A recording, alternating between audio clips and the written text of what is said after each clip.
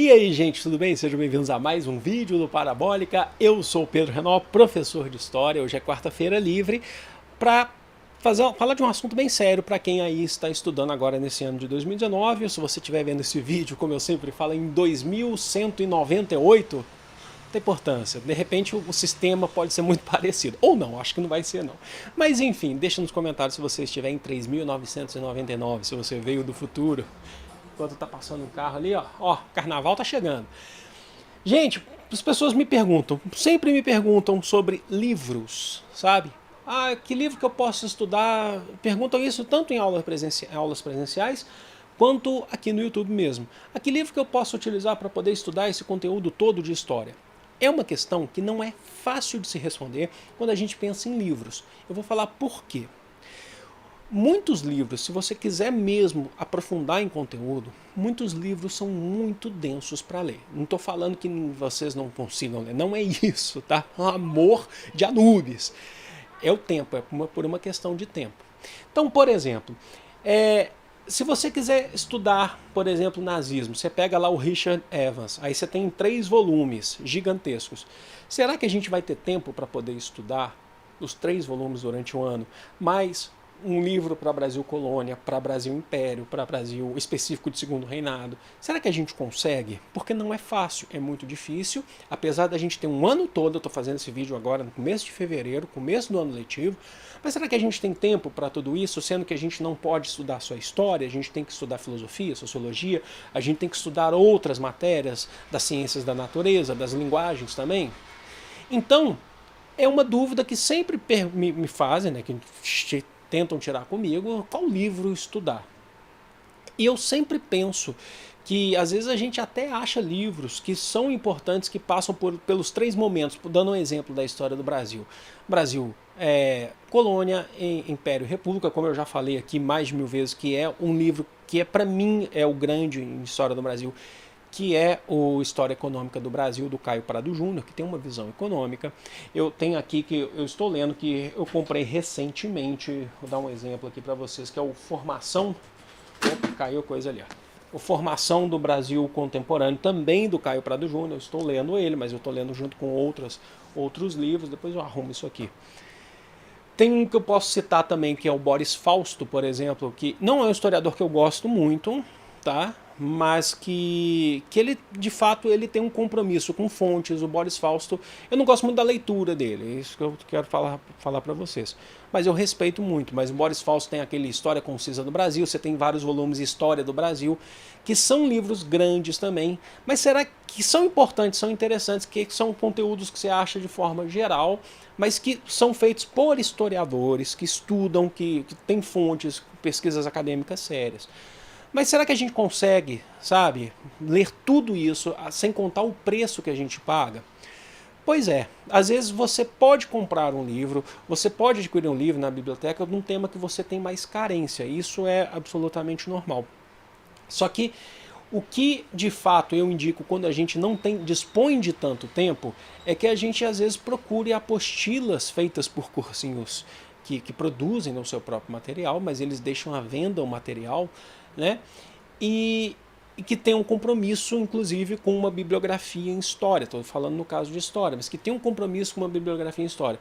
Então, na sua cidade, às vezes você acha dessas apostilas em 3, 4 volumes, que são gigantescas, e eu não vou falar aqui, nenhuma empresa está me pagando, mas não é por isso, porque acho que isso aí é uma questão bem de local, sabe? Aqui em Belo Horizonte você tem apostilas grandes, que são bem conceituadas, outras que não são tão bem conceituadas. Em todas as cidades você tem, eu acredito que tem umas nacionais sobre isso também, algumas nacionais que você pode escolher.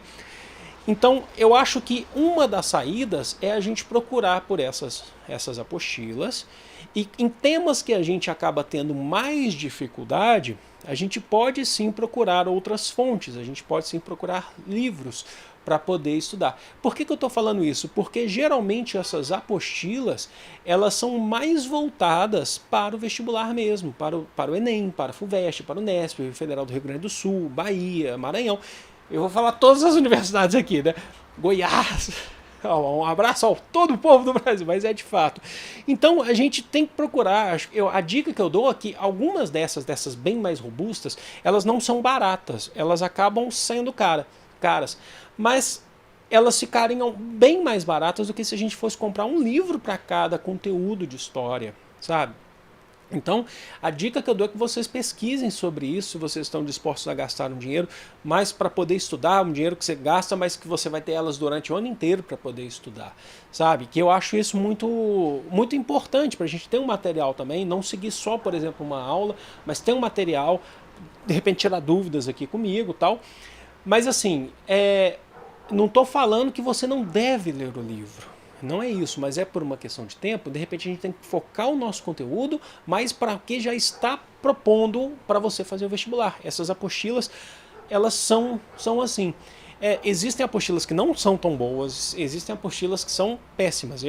Acreditem em mim, eu já trabalhei com isso, tá? Já cheguei a fazer alguns trabalhos em relação à apostila, e muitas vezes editoras pediam para fazer rápido de qualquer jeito, sabe? Para entregar rápido de qualquer jeito, porque precisava ir para a banca, por exemplo, uma apostila.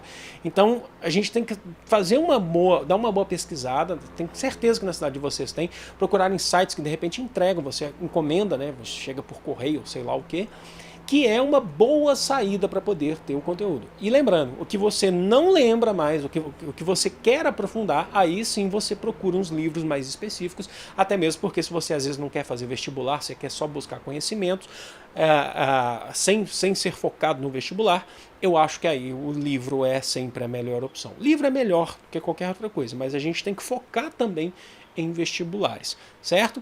O que vocês acham disso? Deixa aí nos comentários. Até deem dicas aqui para as pessoas aqui nos comentários, é legal porque eu leio os comentários e tem muita gente que fica lendo os comentários assim. De repente dar dicas de apostilas boas, dependendo do preço. A gente pode fazer uma pesquisa aqui ao longo do tempo também, e a gente postem aí nos comentários quais as apostilas que vocês usam, qual o material didático que vocês usam, principalmente no conceito de apostila voltado para vestibular, porque a gente se ajuda. Aqui no canal Parabólica, a ideia é não ter necessariamente nenhum tipo de vaidade nesse sentido. A gente tem que se ajudar, porque a gente está aí no mesmo barco, a gente está aí na mesma luta, que é uma luta muito significativa, certo? Bom, Quarta Livre, eu queria passar esse recado para vocês, falar um pouquinho disso, mas isso não significa que eu não vá dar dicas de livros. Eu sempre vou falar de livros que são importantes, livros que são de repente importantes para você estudar para o vestibular.